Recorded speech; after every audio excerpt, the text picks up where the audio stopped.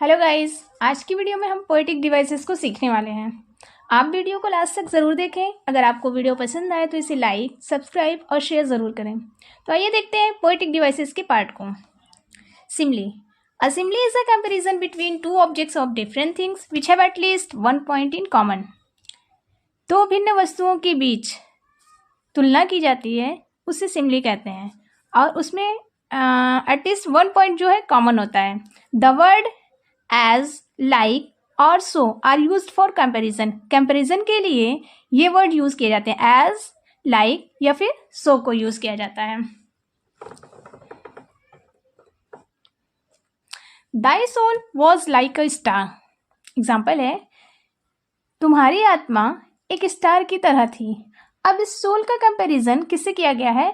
Star से किया गया है। और आप देख रहे हैं कि कंपैरिजन वर्ड जो कि सिंपली में बताया गया है एज, लाइक, सो। लाइक जो है यहाँ यूज हुआ है comparison word. It drop as a gentle rain from heaven. अब ड्रॉप को कंपेयर किससे किया गया है? जेंटल रेन फ्रॉम हेवन से, और इसके लिए कंपैरिजन वर्ड क्या यूज किया गया है? एज। सबसे अच्छा एग्जाम्पल है, life is like a dream. जीवन किस तरह है? एक स्वप्न की तरह है। जीवन को ड्रीम यानी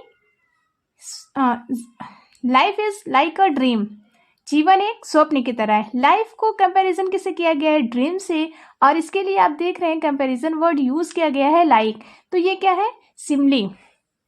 बट अगर कहा जाए ही इज, अगर आप कहते हैं, अगर कहा जाए, मैं आपके लिए, अगर मैं कहूं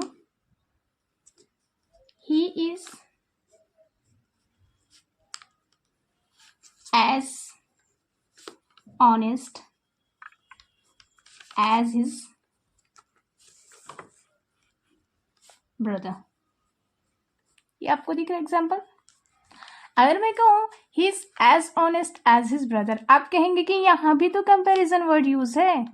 ही क्या कंपैरिजन हिज ब्रदर से किया जा रहा है, बट यहाँ सिमली नहीं है। जब ही की क्लास के एक ही क्लास के पर्सन से अगर कंपैरिजन किया जाए तो वहाँ सिमली नहीं होता है।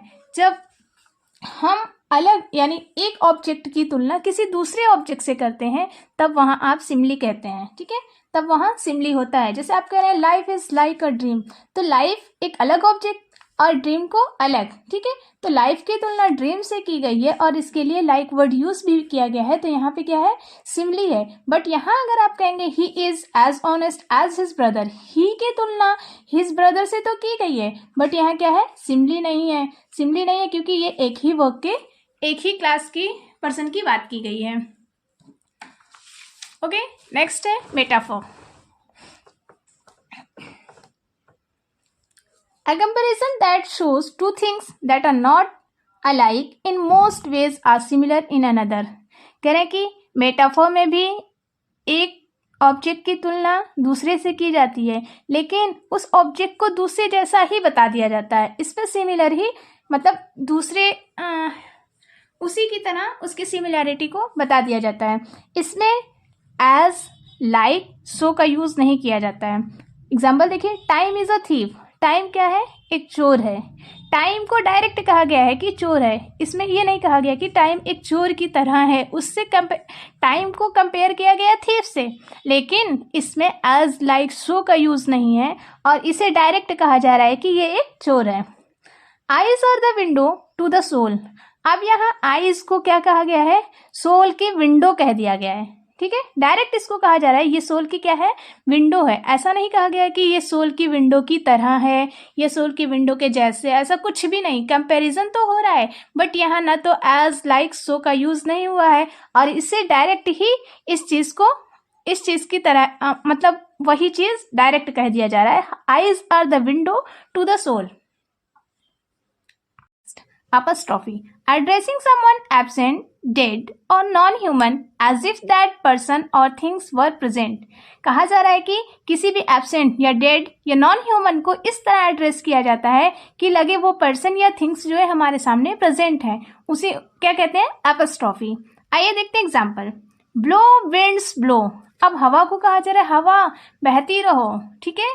तो हवा तो सुनती नहीं है, लेकिन उसे ऐसे एड्रेस किया जा रहा है, लग रहा है कि वो हमारे सामने जो है प्रेजेंट है, हम उससे कह रहे हैं वो सुन भी रही है।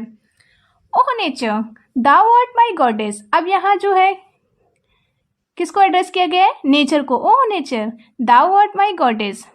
ओह डेथ, ये सारी चीज़ें हमारी बातों को तो सुनती नहीं है, लेकिन हम इस तरह एड्रेस इसको कर रहे हैं कि जैसे लग रहा है वो हमारे सामने प्रेजेंट है और हमारी बातों को सुन भी रही है। इसे क्या कहेंगे, apostrophe. Oh death be not proud. Next है personification.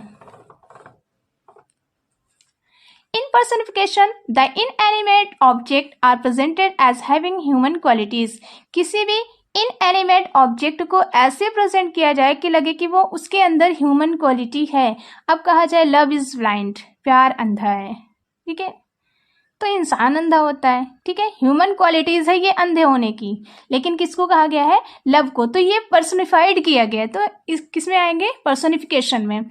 Alai has no legs, यानी झूठ के पैर नहीं होते। तो पैर तो किसी ह्यूमन पैर होना किसी ह्यूमन की क्वालिटी है।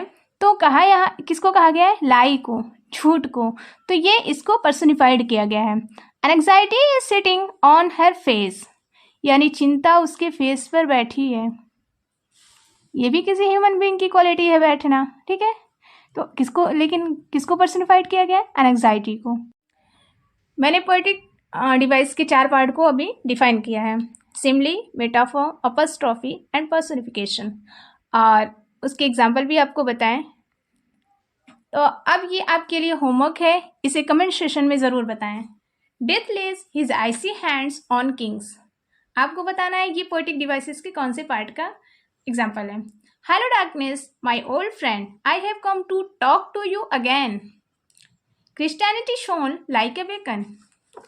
Necessity is the mother of invention. The camel is the ship of desert.